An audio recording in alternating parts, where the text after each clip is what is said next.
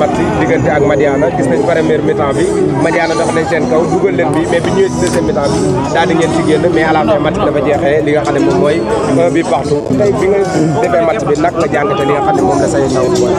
waaw dans le match de football il faut s'attendre à tout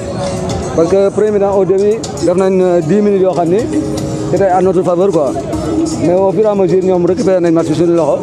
mais teewul tamit nangul nañ leen seen temps fort mën a accepter gérer ba encaissé si benn bii sax mais au deuxième mi-temps bi ñu ñëwee tamit réagir nañ par rapport ak xam ni match bi bëgg-bëgg moo koy gañ tamit envie de faire engagement bi ñu ñëwee deuxième mi-temps loolu lañ indi au 2 minutes 3 minutes ñu égaliser téye match bi maîtriser ko tamit xool nañ deuxième mi-temps bi tamit ñoom xaw nañoo bàyyi mais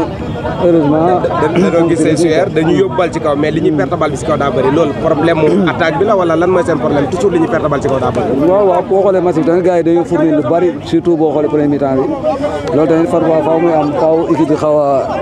au fur et à mesure muy perdre rythme bi xaw a baissé tuuti quoi mënta ñàkk. tey jii ay xaar sa troisième match. tey lan lañ mën a xaar ci moom sa réew prochain match bi. waaw ñoo ñëw pour def résultat bu baax bu positif pour mën a jël première place bi loolu dong lañ si seet amul leneen. Boubacar Diop. coach Madiana waaw. tey jii football nga ak équipe bi nga xam ne mooy moom sa réew gis nañ première mi-temps sa joueur danoo dox ci kaw moom sa réew nga marqué 1 but à 0 dem ak moom mi-temps ñu ñëw deuxième mi-temps mu mel ni sa joueur yi def nañ benn erreur ba gars yi fekk leen fa ñoom itam daal di dugal seen bit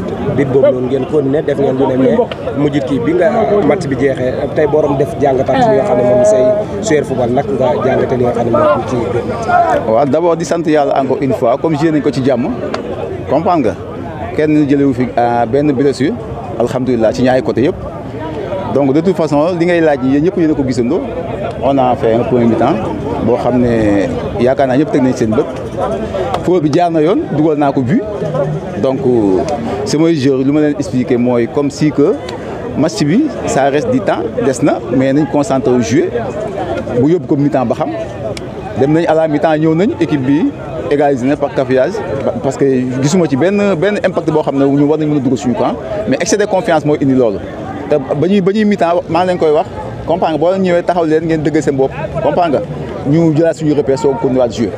parce que boo xoolee li ñu joué premier mi-temps deuxième mi-temps dafa mel ni dañ leen téyeloo bal bi ñu dellu ginnaaw te dellu ginnaaw boobu si li leen gars yi fekk si benn contre boo xam ne si la bal bi duggee si erreur boo xam ne ñëpp xaaruñu ko wala. waaw xam nga football moom comme guddi ak bëccëg la day jékki-jékki leen dem ci yow jékki-jékki leer ci yow moment bu mu leeree ñun dugal nañu leen but ñëw nañ à la deuxième mi-temps comprendre nga équipe bi am na excès de confiance bàyyeeku na comprendre nga te boo xoolee contre bi ñu ñoo amoon contre war a yóbbu bal suñu kanam ci kanam suñu jour bi téye bal bi war a def benn passe téye bal bi waa ji intercepté bal ci moom mu def faute ci moom coup franc boobu moo dugg suñu camp c'est le football. tey jii nii bi partout la sa match demee sa prochain match tey lan la ñuy xaar ci Madiana pour mën a ñëw ba nga xam ne tey li ñuy xaar ci Madiana demee lan la war a non xam nga Madiana moom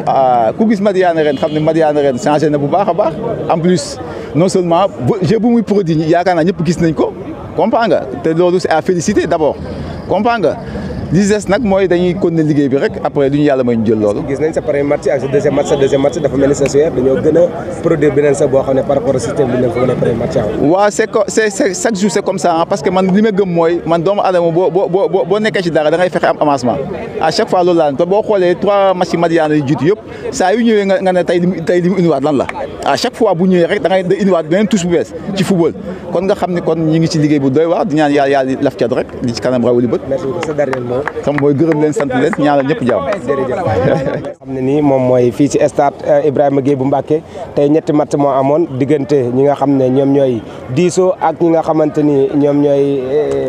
dëkk baati yoratuma kii bi ñaari tali waaw dañoo témboo 1 partout diggante ñi nga xam ne nii ñoom ñooy guy gi ak ñi nga xam ne ñoo di Ramdan ñoom itam dañoo témboo 1 partout waa Madiana ak ñi nga xam ne ñoom ñooy waa ki nga xam ne mooy moom sa réew ñoom it dañoo témboo kon tey fii benn victoire amul fii ñetti match yëpp 1 partout la demee kon gars yi ñu jox leen dig daje demain incha allah fii ci stade Ibrahima Gueye bu Mbacké